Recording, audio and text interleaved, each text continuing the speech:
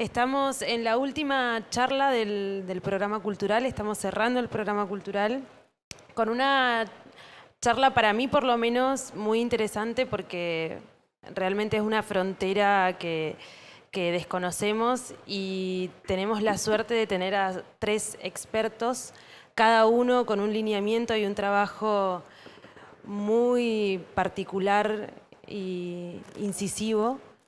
Así que yo no los voy a poder presentar mucho y sobre todo los voy a escuchar.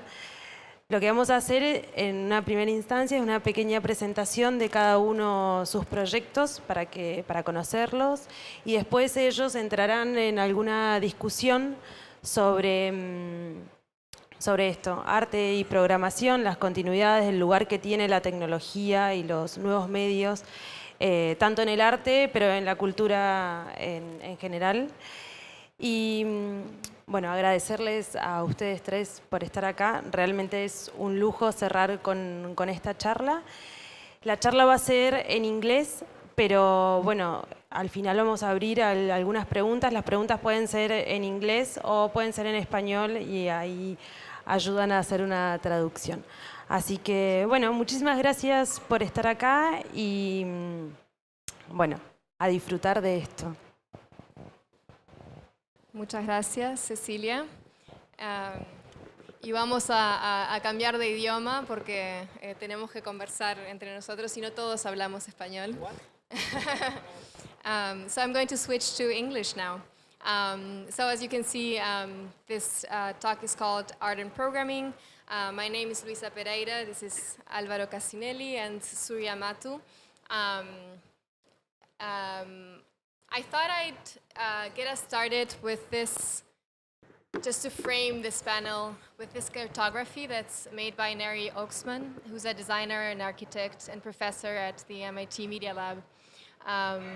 She argues that knowledge is completely entangled and can no longer be inscribed or be produced with disciplinary boundaries. In this cartography, science, engineering, arts, and design can incite evolution within each other, and a single project or a single person can reside in multiple domains simultaneously. So this is the case, the reason I'm bringing this up is this is the case of each of us in this panel today. In common, we have a background in science or engineering, and we have all taken very nonlinear paths towards a more exploratory and a more expressive approach to designing and building technology. Alvaro here combines science and engineering with art, focusing on human perception. I use the tools of engineering and design to explore music, and Surya brings them into journalism. But I will let each of us will introduce ourselves, and what we're going to do is illustrate what I mean by this by showing you specific projects from our practices. I have the microphone right now, so I'll start. I'm an artist, a musician, and an engineer. I'm currently a professor at an interdisciplinary program at NYU that's called ITP, the Interactive Telecommunications Program. And I was formerly a member of New Inc., which is an art and technology incubator started by the New Museum in New York City. So in this, oh yeah, I can use this. This is yours, but I have mine. Sorry, technology. My corner of that diagram, we can say, is, or my intersection is between music, code, and design. My background is in computer science and interaction design, but I'm also a musician, so this was the natural intersection for me to work on. I'm going to show you a few projects. The first one was the very first, and I actually, this is nice, I have Patricia Bentancur here, who was the director of the Centro Cultural de España, which is the venue that invited me 10 years ago to do an installation in a blank gallery space. And what I did was I took the concept of a song, expanded it into a song space by adding axes of variation and gave the listener the ability to control these axes. I'm going to show you a very short video that shows the installation. What I did was map this song space into physical space. And what happens here is when a participant enters this dark space, they hear an acoustic version of Águas de Março, a song by Tom Jobim, and as they move the light source across the room to the other end, they hear the song gradually become completely electronic.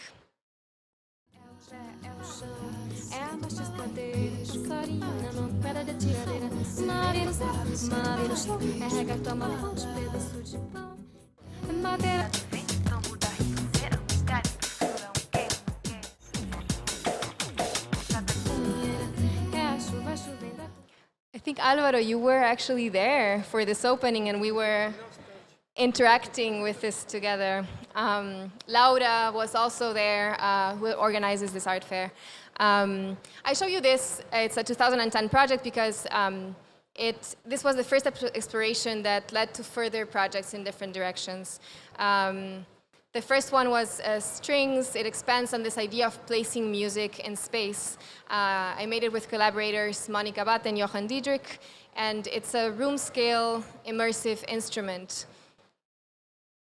The idea is it surrounds both listeners and the players of the instrument. And we hosted a series of performances on strings, inviting musicians and artists and dancers to use it as a canvas to create their own interpretation. So for example, Catherine McCurry, who you see on the video, used it as an extension of her own violin, her own instrument, and composer and luthier Merche Blasco assigned random sounds from 10 years of her own field recordings to be triggered by each string, so she turned the installation into a map of her memory.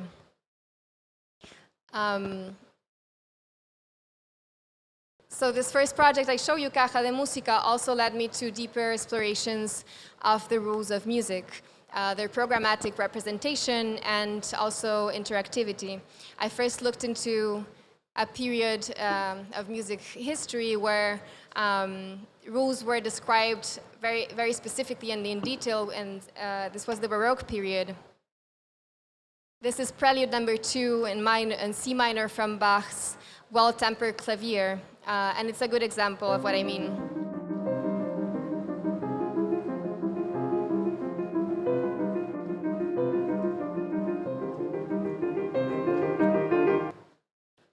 As you can see, as you can see and you can hear, there are patterns in place here, and these are following very specific and well-documented rules so I programmed these rules from The Art of Counterpoint, a 17 and a 25 book, designed an interface so that I could have a dialogue with these rules, and so that also others, musicians, could have a dialogue with these rules. This is what it looks like and what it does.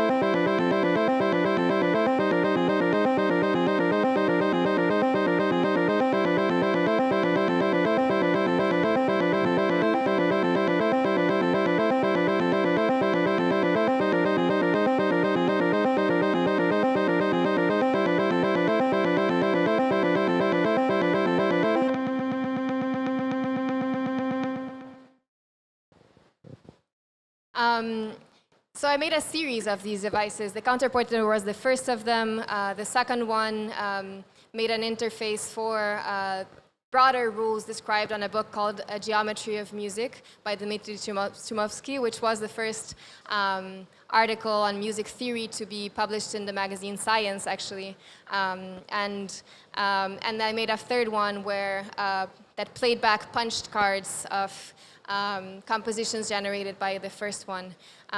So this whole series was an exploration of what harmony means at the level of music theory, but it made me curious about what harmony means at the physical level. I mean, more than knowing the theory of it, I wanted to create devices for me to explore it viscerally by using my voice. The inspiration for it was this device made by a mathematician in the 19th century, using tuning forks and mirrors and a light source to create visualization of waveforms interacting with each other. What I did with collaborator Manuela Bononoso was add interactivity to this.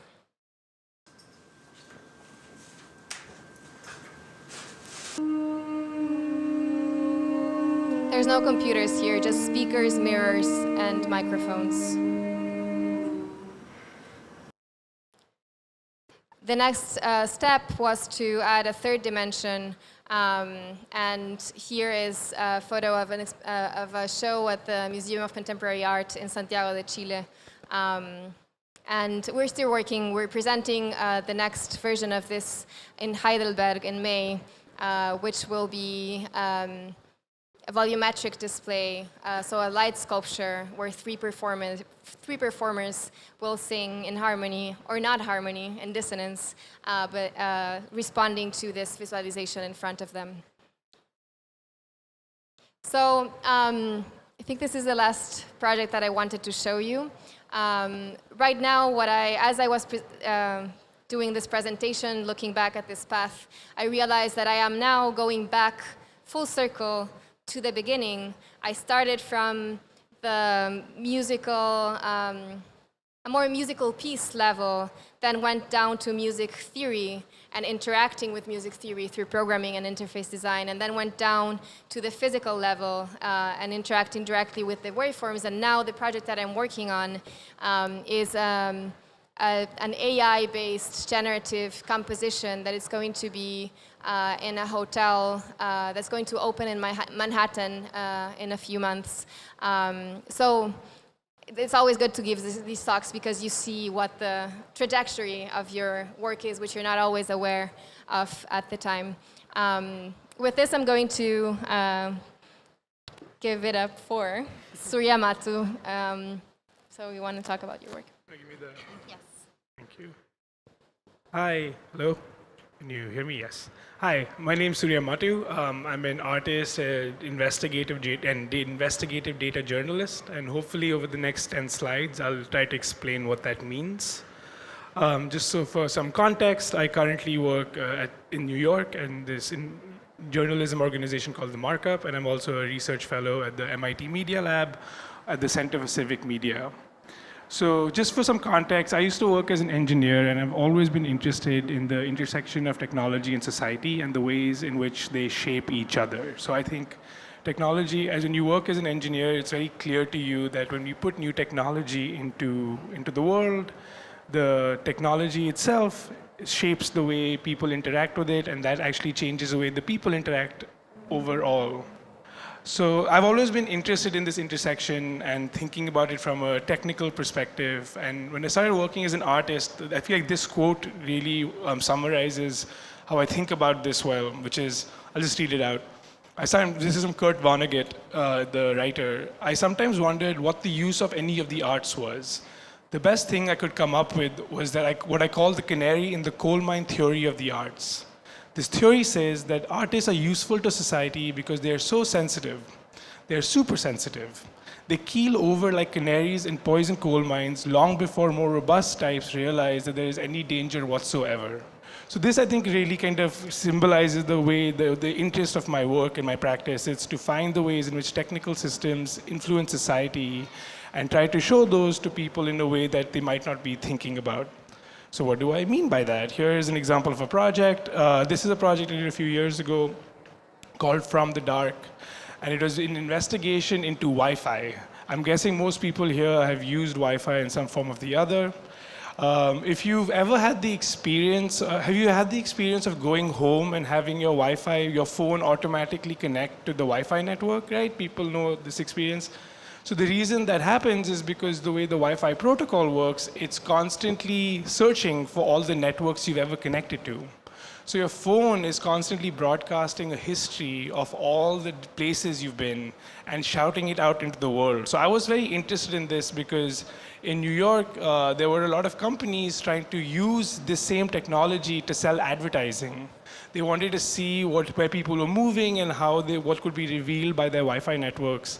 And they to do targeted localization is the technical word, but targeted advertising basically. And of course, when you read the terms of service of these companies, they say that they don't collect any private data, it's all anonymous, and there's nothing that you can tell about a person from this information. So what I ended up doing is I made a little device to look for these packets and listen to these networks, and I built Wi-Fi portraits for people based on the networks their phone was connecting to. So this is an example of a portrait, and it's basically all the networks this one device, I can't read the MAC address, but this one device connected to. So when you show this to the people who make these networks, this really interesting thing happens where you can kind of explain to them that, hey, I'm interested in Wi-Fi, I've been looking at like the ways in which we are leaking our data, and they're like, whatever, who cares, this is so boring. But then when you show them their own data, they're like, what? How did you do that? And I'm like, I just told you. But when you show it through the experience of art and through this lens, it kind of, it takes on a different meaning and it kind of becomes more relevant to the person. So for me, the kind of intersection of art and technology is always trying to reveal how it influences us and the ways in which that plays out. I was fortunate enough to show a version of this at the Whitney Museum of Art in New York as a part of Laura Poitras' show Astronoise. And that was also a very interesting experience because I got to see people huddle around this and try to find themselves in this data and kind of play the role of the surveyor rather than the surveilled. And that kind of interaction, I think, is a very powerful role that art can play in technology in allowing people to experience things that they only hear about in abstraction. So from that, I'll go to the last project I want to show, which is Unfit Bits. This is a project I did in 2015, and this is really more of a speculation and a provocation that came out of this news article. So in the US, what's happening now, sorry, my work is so US-centric, I live there, so it's focused around there. What's happening in the US now is that health insurance companies are starting to, have been for the last few years, offering discounts on life insurance and health insurance if you choose to wear a fitness tracker. So there's this company, John Hancock, which is one of the big insurance companies in New York, and they basically said that they would, if you're willing to share your fitness activity, they will give you discounts on your insurance premiums. Of course, if you're a technical person or even slightly technically minded, you can understand how fitness trackers cannot actually measure health, they can measure acceleration. And those aren't the same things, and there's a huge conflation in these things. So this was a project me and my collaborator, Tiga Brain did, and I'll just play this video. It's about 2 minutes long. 7 is on your side now with a consumer alert. Now you see them everywhere these days. Health apps and fitness bracelets that track your steps, your calories, even your sleep. First time we've been able to integrate life insurance with a Fitbit. Opt into this totally optional program and agree to have your physical activity tracked. They will offer you a discount. So one of the things that can get you points is activity. Are you unable to afford active adventure holidays? Or maybe you just want to keep your personal data private without having to pay higher premiums for the privilege. Our team of researchers have devised a simple range of techniques that will allow you to free your fitness data from yourself.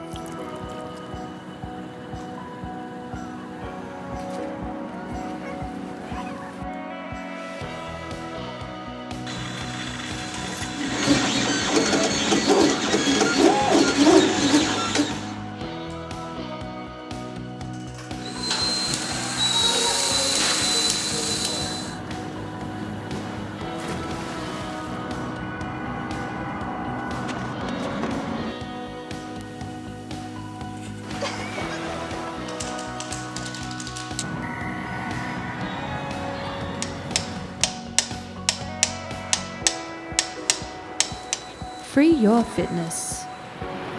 Free yourself. Free your fitness from yourself.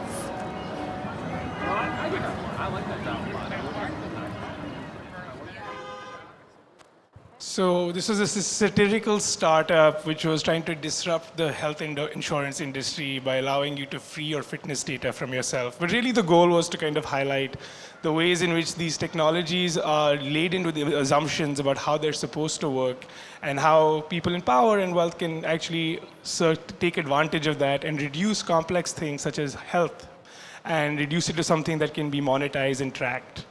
So that's the last project I'm going to show, and that I think kind of highlights, hopefully, how you can work sort of as an artist and a journalist at the same time in this space.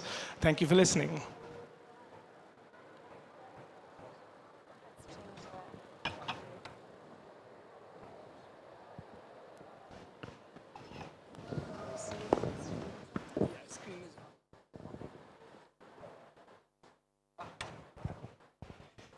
So, my name is Alvaro Cassinelli. I think she already explained who I am, because I'm trying to learn who I am, exactly what she said. I've been working on science, technology, art. I mean, some people call me an artist, and that's exactly what you were saying. It's more about the public that define what you do. So, okay, concretely, I have a background in physics, a doctorate in laser matter interaction, and engineering diploma on telecommunications. I lived 10 years in France, 15 in Japan, where I had my own lab, using all this technology for doing optical networks and things like that. But when you do machines, it's very interesting if you look at them more like sculptures. So I always had this kind of slanted view on these kind of things, and I started playing with the technology developed in the lab. Oh, well, I have a presentation. So you have to press this button. Okay. So I had a lab in Japan called meta-perception. So I was very interested on why we are always in research, or at least research and development, having this goal, a very particular goal that is not open. She just showed a very interesting image about like science, art, design, and engineering. I had a practical the same, so it's just like deleted. But that's the interesting thing when you ask people like, are you doing art or science? You're an artist or a scientist. This is really the divide. It's not true. It's the same. It's a kind of open research. That's how ideas come, the real interesting ideas. If you're an engineer and designer, it's very nice too. But you have a goal that is defined by society somehow. So I was playing on the interface. That's me. I'm sorry. I mean, I have a problem with time, and I work with interfaces for trying to visualize time too. You'll see. So that's me in 2000. I mean, maybe 1997, doing my PhD in physics, and then I went to Japan and started doing very weird things. But it paid off somehow because, you know, in the open, I started having a lot of feedback from people. So I realized that at least in this field, wearable computing, all these things, it's very important to have a non-controlled environment. So you have people, and really, I encourage students and researchers and artists alike to try to make things that really work in the real world. Otherwise, it's like a very short academic circle. This is a quote for a great artist that works, I mean, everybody knows him here, they work with him, they are very lucky. So it's true that new media art was somehow like science fiction, capable of seeing the future, at least for some months, and now maybe weeks, I mean, actually no, sorry, years, and now it's almost nothing. So it's true that people now, companies are creating the future. So it's very tricky to understand if what you are doing is art, science, research and development, a product, you know, gaming, the industry of gaming is the one that is responsible now for us having a supercomputer on a desktop, thanks to this graphic card. So everything is interlinked, of course. I will very concrete, only 9 slides now, talking about one of the subjects I'm very interested in, she said like human perception. And I will just show some works that try to address this problem from the inside and from the outside. So augmenting humans cognitive capacity or perception expression, and from the outside, meaning the environment that will help us. And I will start by a very weird thing. So, who say that this is research or art? I think most will agree this is kind of art. Well, it was very interesting because inside, while I was doing this, I was working on robotics.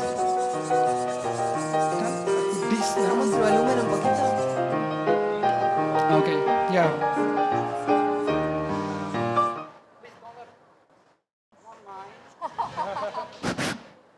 So, yeah, the music was good. I'm sorry, better than this. But okay, I was working on robotics. There's a lot of interesting things happening here. Swarming robotics, some sort of artificial intelligence, and it all comes like naturally when you start playing with technology. Things happen. This was in an interactive garden that will, like during the night, change its configuration following the feng shui rules and stuff like that. Very weird. But turns out that I was in a physics lab, because I work sometimes in a physics lab, sometimes in other places. I don't know how to call them, like these incredible interdisciplinary environments. And there is a very interesting principle called ratchets, that's actually a biological system, molecules and stuff like that, used to move using the noise of the environment. These chairs doesn't have wheels. They move just because they learn without actually modeling through AI all the mode of vibrations of the floor, the chair itself. It just will show it a little faster. This is a more complex system. You attach these motor vibrators, so that's something you could buy, and you attach in anything, in that table, on maybe a glass of water, and they will move where you want, or where it wants. I don't know. We are on the verge of a revolution. So, locomotion system. This could be used also for space exploration, because you have machines that are very simple, but a very clever way of moving. And that's inspired by physics, inspired by biology, but inspired by a lot of also art. I've seen projects in which you have, a sofa that moves 1 millimeter per hour, then after several hours it's somewhere else, and it makes you think that the time frame, our perception of time, everything, you can do a lot of things if you use different principles, not a car for moving. Which brings me to the problem of perception. I've been working, and that's very important, so that's why I don't feel completely guilty. This is useful. This is an assistive technology for blind people. We tried this with 50 people in Brazil, blind, congenitally blind or late blind people. They're trying this interface for the first time. It's a very simple thing. And it's also something I imagine because of an analogy with the animal world. This is kind of antennas, like insects. They are invisible, they're made of light.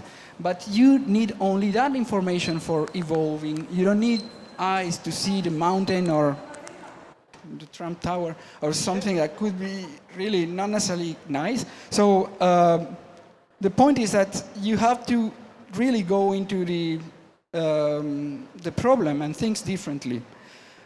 This really was very interesting. Unfortunately, I couldn't make it now, at least yet, to a real product, which will be a completely different conversation that I hope we will address, because going from all this environment, art fairs, or maybe also emerging technology fairs, to the real thing, this is what it's really important to change the world. So, quickly, I don't know how much, 20 minutes?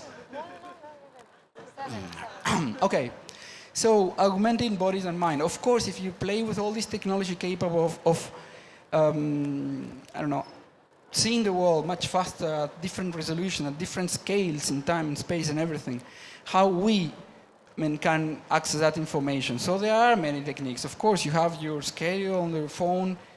I was trying to make it more seamless, so not having to look at a screen to read information. Something I call the minimal displays, and I've been for that using just one technology that fits my knowledge, is lasers.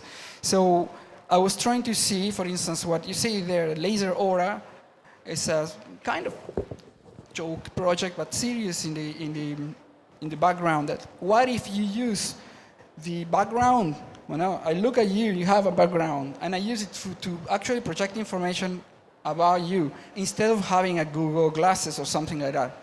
Because we have an environment that we are used to it, you know, we draw on things, and we are now having, many people, companies are concentrated on this vision. We will be wearing like Google goggles, VR, AR, and creating this kind of matrix. There are a lot to be seen yet in this real world, and it doesn't mean that we cannot augment it, but with some sort of respect. So I've been trying to project on the body, on the, I work with dancers, I work with doctors, and I'm trying also to exploit something that I think is not very much exploited, like our capacity to remember things on space. So I call it spatial memory. I don't call it, it's called. And the one thing I was kind of surprised at with all this incredible technology that we have, like radiology still uses negatoscope. So we have all these images, and in their mind they reconstruct the thing in 3D. There is software that you can rotate and see through, volumetric displays. But then what if you use something that we are very, very much used to see, which is just a sheet of paper, and then make it a little three-dimensional? 2.5 displays are called. So this was one of early prototypes of something I call the volume slicing display.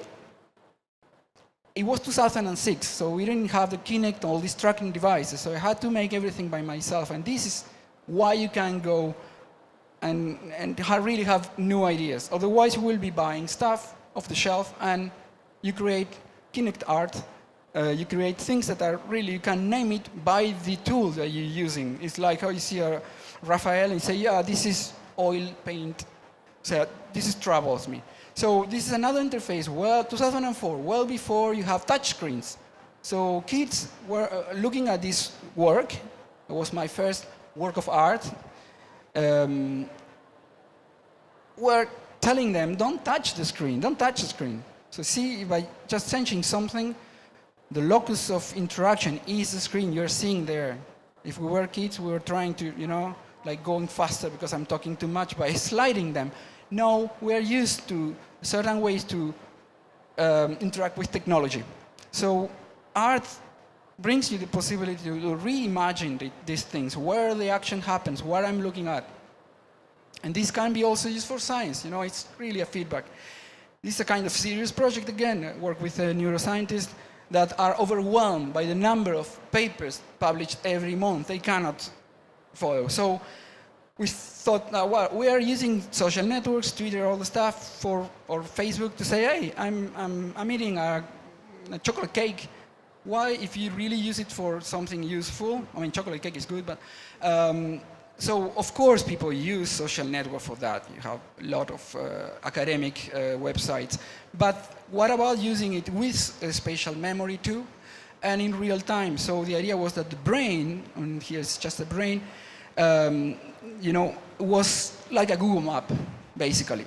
So if someone write a paper of the V1 area of the cortex, visual cortex, then beep, you have something appears there, and you can walk through. Very important.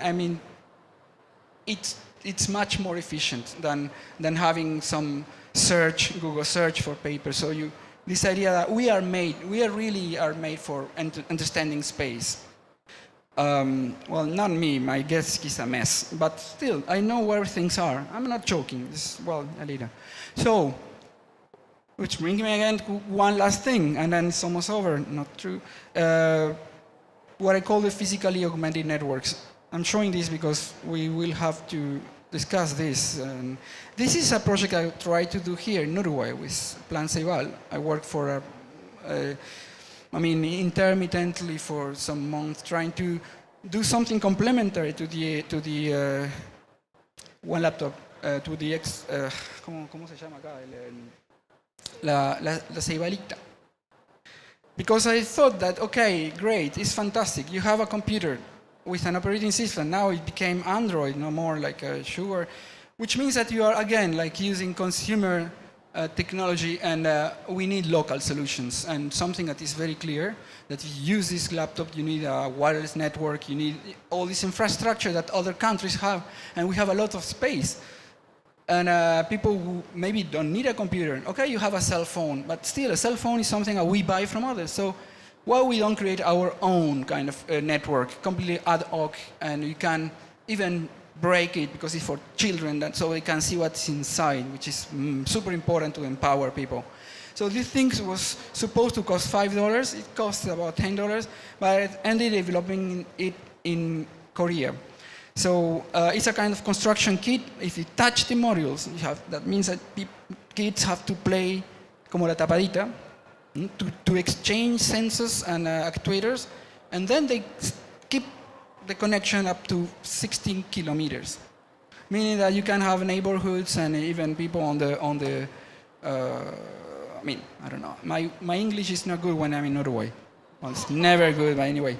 So you see the point? That could be adapt to a problem that is a local problem, instead of looking, you know, oh, the greener grasses. I mean, the developing countries now are doing a super Samsung smartphone. Let's buy it. We can make things. I met so many incredible people here.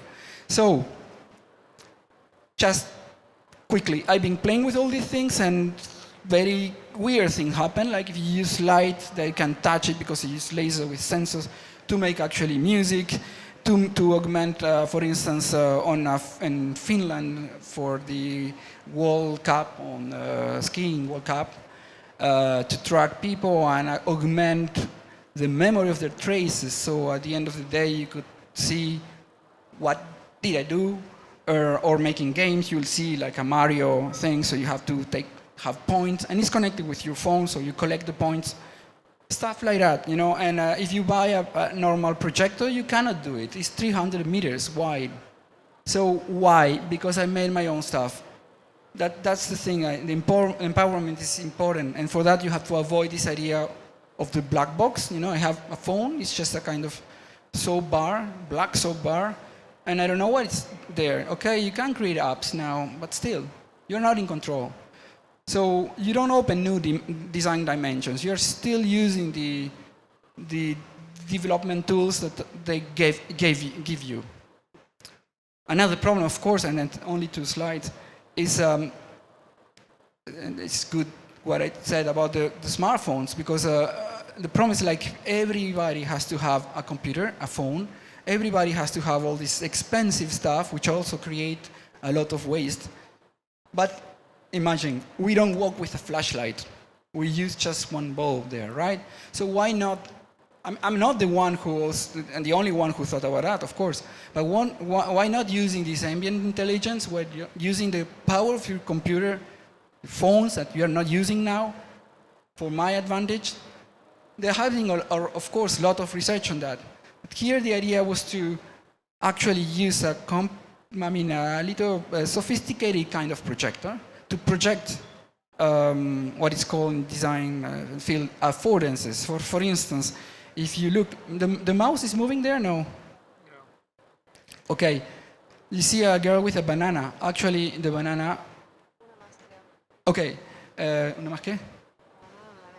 Yeah, no, this girl with a banana is actually talking through the banana, and the banana has no electronics. How this is happened? Well, actually, the thing you see on the left, yeah, it's the same thing. It's what I call a function projector. It projects ultrasound that is demodulated when it touches something, so it becomes audible. There is a directive microphone. There is also a real, a normal projector. So if something rings on the table and there is some fruit, you look something that looks like a phone, it's a banana, and you just pick it. So the computer somehow tries to understand what you're doing and transform the banana in a phone. Okay, it did work. It was weird, and many people really commented on The Guardian, like, that's so stupid. I mean, I will like resign from the... And actually know, and the intelligent people, like, Bruce Sterling, was commenting on the Wire blog that this is somehow, I was touched by that, maybe augmented reality, as we conceive it now, which is projecting images, is the graphic end of ubiquity. So you see like buttons of things on something that is not my phone. I'm not augmenting it through my phone, but it's there. I can see things, so it's really augmented reality. We can discuss that, but... And then the important thing that I say, yes, the killer app of sustainability. Meaning that, I want to use your phone. I should maybe ask, can I use your phone? Instead of doing that, I just use the computer power. This is a very interesting problem. Everything is becoming a service, but we are not in control. So, okay, and then just, what's next? I just want to give you some words. Of course, I'm not alluded, but I'm trying, I'm growing this skepticism with this final goal. We will be the most high-resolution VR display, and then we will be in the Matrix. So forget this kind of battle again, the Skynet, the robots, like Terminator, which is at stake here is much more subtle. We are losing maybe the power of actually modifying, creating, evolving our own sense of aesthetics, our empowerment. We don't know, imagine. Have you seen this movie called Idiocracy? Who saw that movie? Nobody? Okay. You have to see it again. No, you have to see it.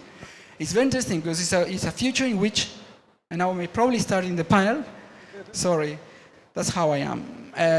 So it's a world in which technology is super evolved, but people, of course, become kind of stupid to the point that really they don't know how things work, but they work somehow. This is what I call the black box effect. You need some kind of black box effect. No people know how your phone works, not even the engineer in Samsung. It's so complex. It's from quantum mechanics to, interface design, but still, you have to have some grasp of that technology. And that's something that is somehow disappearing because it's so useful to have, Alexa, to have this Mika assistant, which is, this girl is not real, It will be the hologram that Magic Leap, a company that is doing now augmented reality, will put in your living room. And you will talk with her. You will be in control of all these links and connections you're talking about. This Japanese guy there married his little avatar girl, an hologram, and that's it. We are in the future, and that's the future we want. So, that's it. Sorry, too long, but it's important. It is very important. So let's, since we're talking about do it yourself, and we have only 10 minutes left, let's have all of these people do it themselves and open it up for questions from you. So we ask us anything. That was a lot of information that we just threw at you, all of us. Yes, Juan?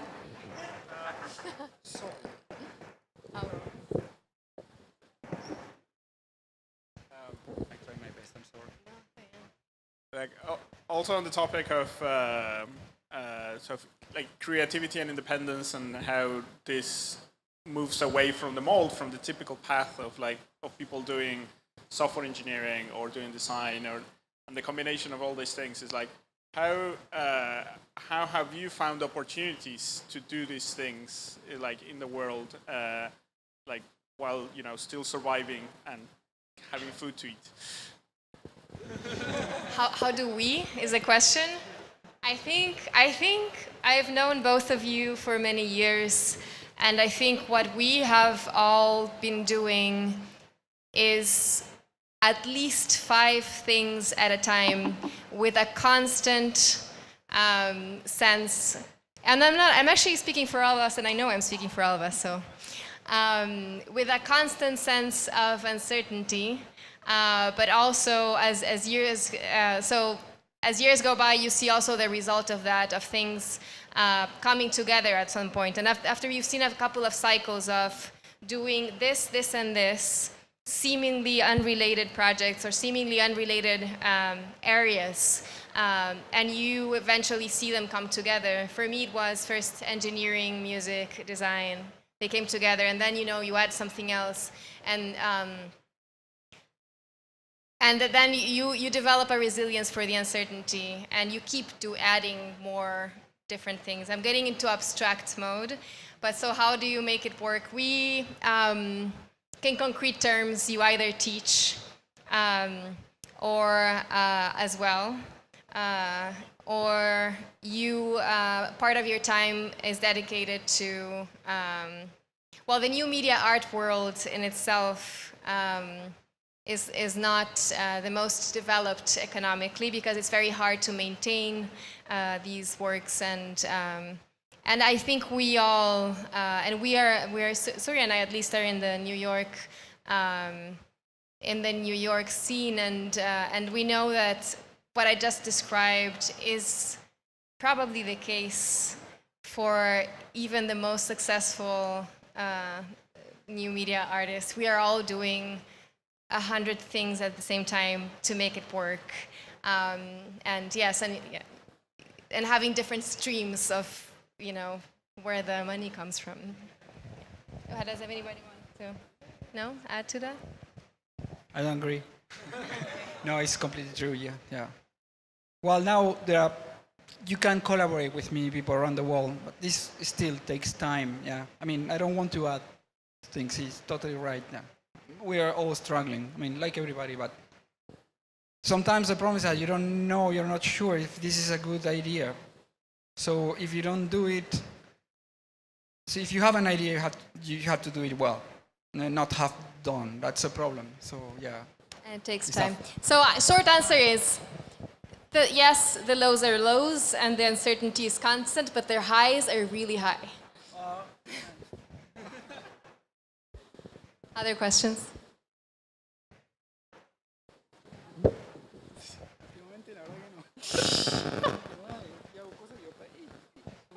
Hola, yo tengo una, pero es en español, así que seguro Luisa tiene mejor inglés que el mío de Parque Rodó. Bueno, compartimos algunas cosas, no desde el lado de la ingeniería, pero eso de intentar hacer lo que uno quiere y 10 proyectos a la vez. I'm going to translate as you go because I won't remember. Yeah. So we share this, not engineering, but trying to make many projects at the same time. Y una cosa que estaba comentando Álvaro, y me parece que lo hacemos como sin querer por default, es hablar de unos proyectos que hacemos por el arte o por motivación personal, y otro proyecto que era en serio, o el trabajo serio y el trabajo personal. So one other thing that we do is divide the projects, the love projects that we do for the love of art, our personal projects, and the projects that we do for the serious projects that we do. Y es algo que nosotros mismos mencionamos de esa manera. Y entonces me parece que, no sé, no es como una pregunta, pero es como algo que me gustaría, sí, que también que veamos entre todos, es como esto que comentaron mucho, que todo el tiempo estamos como cambiando de la docencia a la investigación, al arte, a la experimentar. Me encantaron los proyectos de Surya que no conocía, pero que hay mucho humor también en cómo interpretar la realidad. Y es como que me parece que una cosa que nos falta hacer a todos los que estamos en esta movida es que lo serio y la diversión se empiecen a hacer amigos, y que podés como trabajar mucho y hacer 100 proyectos a la vez, y sobre todo cuando a veces no hay fondos y no sé qué. Si empezamos a amigar la cosa de el trabajo serio y el trabajo, como el trabajo personal, tomarlo más en serio, y el trabajo serio tomarlo más como el trabajo personal, como también borrar ese límite. No sé si se entiende mucho, por eso no puede ser She's saying that en something, inglés. yes, I'm going to, this is going to be a very complete, precise translation. So what Garo is saying is she's not sure she has a question, but she would like us to all see together what are the ways that we can bring more together the personal work and the serious work, and make the personal work in a more serious way, and vice versa, make the other work more playful. Well, this is super important. Super interesting what you said. Personally, I study by this feeling of guilt. I actually say that word. So I'm doing something, and then I read. I mean, I read something recently, very interesting post. It's a girl, I mean, I don't know. Anyway, she was saying, strip art on all these things, like expression, music, everything from your life for a month, and you'll see that the rest, I mean, what is called serious, stuff, I mean, of course, won't fulfill you a minute. You die of boredom. I mean, it's not just for entertainers, but it's what we eat to live, really. And you read books, the entertainment industry is huge, and you need these creative people. Then it becomes serious to work on graphic design, do that, but the core is, of course, this kind of creative attitude. It's super serious. So I've been trying to convince myself that either it's serious, this kind of attitude, or there is nothing serious. And I rather prefer that second option, because I hate when people are like, no, this is really, when are you gonna have a job? No, what I do is important. I go every day to work and stamp things. I mean, it's important, maybe it's needed, but it's not more serious what we do.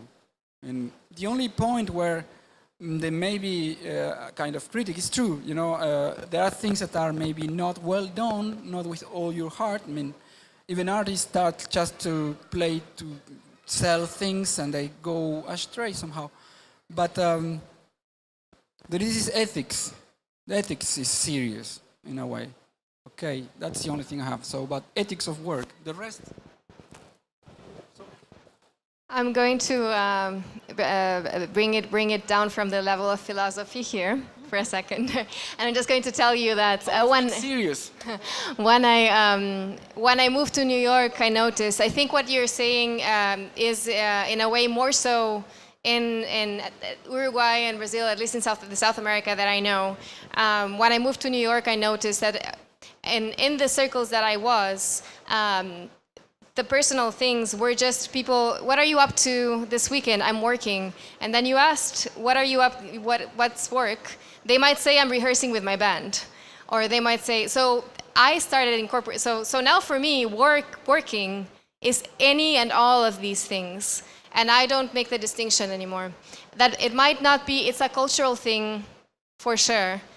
It might not be only South America and Anglo-Saxon, I don't know, some difference like that, but also the community around you.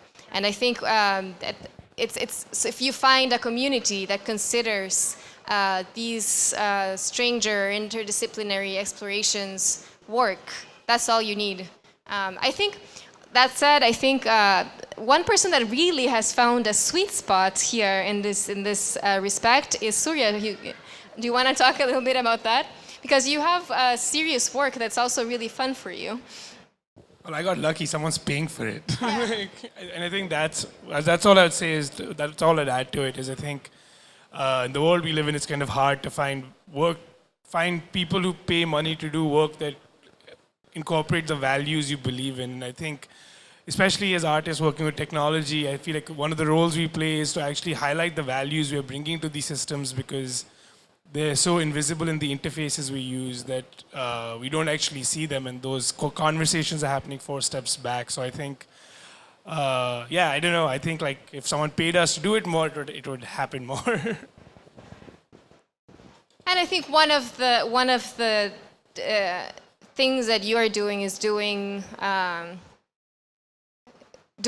something that you think is good for society, and then some other people agree, maybe people with money agree that it's good for society, and so, all philanthropists, help. No, pero preguntaba eso, sobre todo la percepción personal, que a veces uno mismo define su propio trabajo como el trabajo serio y el otro, y debería ser como un tema nuestro romper esa barrera nosotros antes que los demás, ¿no? Como... Agreed. Yes. Personal. One more question. Aga? Hi, thank you for coming and thank you for the wonderful panel. This one's for Surya. So you mentioned in your short biography that you have also worked on machine bias, which presumably also means algorithmic profiling and things like that. Yes? Microphone closer. Oh, sorry. Yeah, it's fine. We heard, but... Okay, wonderful. How do I make sure I unbias my algorithms? do you have a solution for this problem in general? So I don't think you can unbias algorithms. I think it's like saying, I think any system that's trying to reduce the complex world we live in into a few dimensions will obviously lose some of its nuance. So I think the way I like to think about it is that you don't unbias it. You just incorporate the values you have to ensure that you're taking those into account when you do your research. It's kind of like, to me, it's like saying you can't unbias, like cameras are biased against the dark, right? Or they're biased towards the light. And it's a similar kind of mechanism. The features that are involved in, that these systems are highlighting or following are more to do with the values we're putting into them. So if a system believes that a criminal looks like a black person because society perpetuates that, if you don't actively prevent, it's kind of like the difference between equity and equality, where when you're talking about equality, you're saying that everyone should get the same share, but when you're talking about equity, you're saying that people who have less should get more. And I think it's a similar thing with bias and algorithms. It's trying to move towards a world that's more equitable. And I think, again, back to the role of artists in these conversations, I think there's a lot of space for trying to highlight what kind of values we should put into these systems, which doesn't happen as much as I think we'd all like to see. Can I add just something that might be obvious, but there's also, when we are working on algorithms or having that formación, that background, we sometimes are not necessarily aware of the context around the algorithm. So most of all today with machine learning, of course, it's in all of the stages. There's data collection, data filtering, cleaning, there's in all of the stages of training the algorithm, and you are making choices, and just being aware of the existence of bias in all these stages is how it's not necessarily a change in the programming itself, but it's paying attention to the social systems around the algorithm. Super interesting topic, as usual. Good public. Are you seeing this image? I'm not sure it's not that? Oh, you just shut down my computer? Good. No, you didn't. Oh. You're seeing that? Okay, I mean, I don't know exactly what you were saying, but this is a problem. When I was talking about, this empowerment. See? Well, that's exactly the point, you know. I try to say something, I have PowerPoint, it's a way of saying things, doesn't work, okay. Then I find out. So we are somehow controlled without really us being completely conscious. So I actually made a work of art that was about that, you know. I don't know if, okay. So see that, this is very interesting. I was shocked when the first digital cameras in Japan started appearing, and you couldn't actually take a picture of someone if the person was not smiling. Of course, it's very simple. You can override that function. Do you override the function in Google or stuff like that when they offer you suggestions all like that? They start thinking for us. And the problem is, like, as they were saying, who programmed that? Okay, now you sort of know that maybe someone is there trying. Now the thing is, like with machine learning, these machines are trying to understand our sense of aesthetic. They analyze picture, they do everything for us. And somehow, this gets ingrained in the machine. And it will evolve, maybe, or maybe not. And that's what I'm worried too, that things get frozen. Crystallized, yes. Crystallized. For instance, well before this kind of amazing stuff, the autocorrect, you know? I was with a friend of mine in Japan, a French guy who has a very beautiful library of books from the 18th century. And I opened one of them, and you see one word in the same page written with 3 different spelling. So, wow, the guy didn't know how to write, ha ha ha. No, it was Voltaire. So it was like, interesting. People don't care about these details, like they don't care about PowerPoint colors and all this kind of stuff that is getting in the middle of the message. You know, the media is the message. Okay, I mean, of course, but it's more than that. Now the machine just crystallize this the sense of aesthetic, this how you write, meaning that now writing languages don't evolve anymore. So we're victims somehow. Now they will just put marks on us if we do exactly that. I have a lot of examples. My brother, I mean, just one I think, who's working, is an artist. He doesn't work with technology, so to speak. He has an iPad, but he made in 1996, something like that, a very interesting word that made me think about that bias thing. You know when you used to take pictures and you had to go to develop them? It's past, like, you know, Neanderthal technology. But then it was fun, because if the picture, you know, it was flu, no, it wasn't in focus, right? Focus. It was not in focus. Of course, you cannot know because it was not digital, so you have to pay, and then it's not in focus. So great, the service we put like non-facturé in Spanish. You don't have to pay for it, and they give it to you. So my brother said, that's super interesting. Who is deciding the picture, or not in focus, or, you know, bad encuadrada? And then, it was a guy who worked there. It was some kind of random employee. And that was his aesthetic sense. That's super interesting. He was actually creating content in the real world. So he was curating things. He was probably not trained in art or photography. So he exposed it. He made an exhibition of all the non-facturé, only that ones, and there was something there. So this is okay. Sorry, long story short.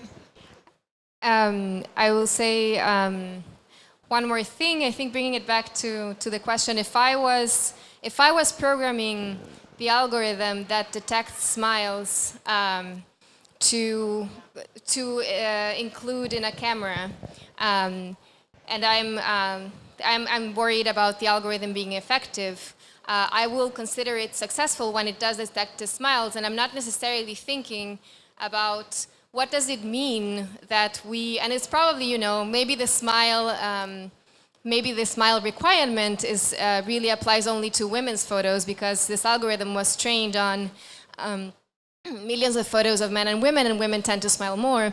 And so if there is nobody thinking about what it means that we are requiring women to smile in photos, that's value slipping into the technology. And I think the way to unbias the algorithms is to have someone in the room from the beginning of the project who is thinking about that kind of thing. I know you know all this, Ega, but it's useful to discuss it. Of course, just to rephrase the question a little bit, I was more asking about how we as a society can unbias our algorithms, because I know I should be there in that room being very conscious about it, but that doesn't scale up to a society level, I think. But if that's too much, that's fine. I mean, the short answer for me is that we shouldn't have a public discourse in a platform that's optimized for an economic model, right? Like that's like a fundamental place to start. And I think a lot of what we're seeing is the privatization of public spaces, which is where these problems are starting, is that we don't have an ability to interrogate with our values and different juxtapositions and kind of contexts the ways in which these systems work and the decisions that are being made to make them the way they are. So I would think the way to unbias these systems is to include more people in the way they're built. Which brings us to do it yourself and communities, and with that, perfect circle. Thank you so much for coming. It's a beautiful day outside. We appreciate your presence.